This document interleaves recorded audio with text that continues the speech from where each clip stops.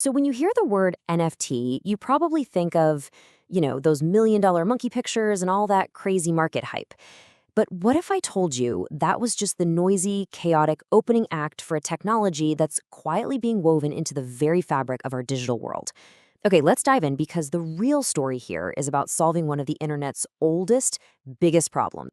Ever since it started, the internet has basically been a giant perfect copy machine.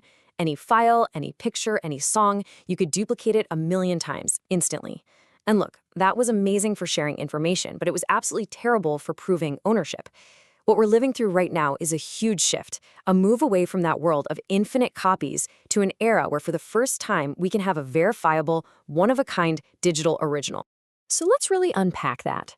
For decades, the internet had what you could call a copy-paste problem. And honestly, it was baked right into its DNA from the very beginning. I mean, think about it. The whole game was about how easily something could be shared, not how rare it was. And that totally devalued digital creation. If you couldn't prove you had the original digital painting or the master file of a song, how could it have any real, lasting value? Proving something was the original? Basically impossible. And then, something changed. Fundamentally. A new piece of technology came along that finally allowed us to create true digital scarcity for the very first time. And here it is, the non-fungible token. I know it sounds super complicated, but the idea is actually pretty simple. Non-fungible just means it's unique, one of a kind. You can't just swap it out for another one. It's a unique piece of data, and it's locked onto a blockchain, which you can just think of it as this massive, shared public record book that's practically impossible to cheat or tamper with. That security is what makes it an unbreakable certificate of ownership. And this is really where we need to shift our thinking. You gotta forget about NFTs as just digital art. A much better way to see them is as a cryptographic deed. That means it's a proof of ownership that's secured by unbreakable math, not by a company or a government or some person you have to trust. It's verified by the entire network. So after that initial kind of wild speculative phase, we're now seeing the technology really start to grow up. The conversation is finally moving away from just gambling on collectibles and toward this quiet, steady integration into the actual plumbing of global industries. And this brings us to a really cool idea, the Phygital world. This is where the physical and the digital worlds merge.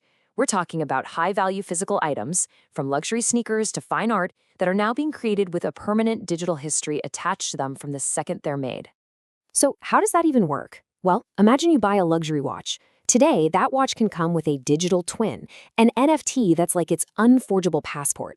It tracks every single service, every sale, its whole life story. This is a complete game changer for fighting counterfeits because you can verify an item's entire history just by scanning it. And you can see right here the massive impact this has on creators. I mean, in the old system, trying to get royalties from secondary sales was a nightmare, and you were always stuck with these gatekeepers, like labels or publishers. With the NFT model, royalties are paid out automatically every single time the work is resold, and creators can connect directly with their fans, giving them true ownership over their own work.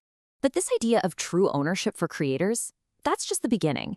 Now let's look at how this exact same technology is building towards something even bigger, the very fabric of our future digital lives, our identities. Think about it. The metaverse, for instance, literally cannot function without a solid system for property rights. NFTs provide that. They can be the keys that get you into exclusive virtual events. They can be items you actually own, like a car that you can take with you across different video games.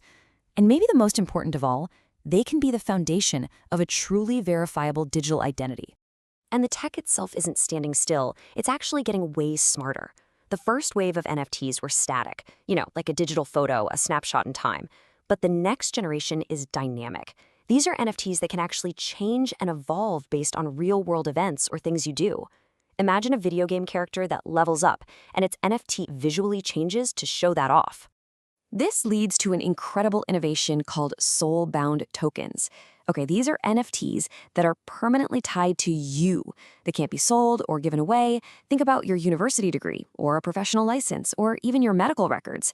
As a soulbound token, it's a fraud-proof, easily verifiable part of your digital identity that you and only you control. All of a sudden, proving who you are and what you've done becomes instant and undeniable. So where is all of this going? It's heading towards an invisible revolution.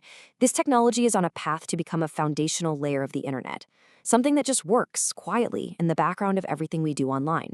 And, the real goal is for this technology to become completely invisible. I mean, think about it.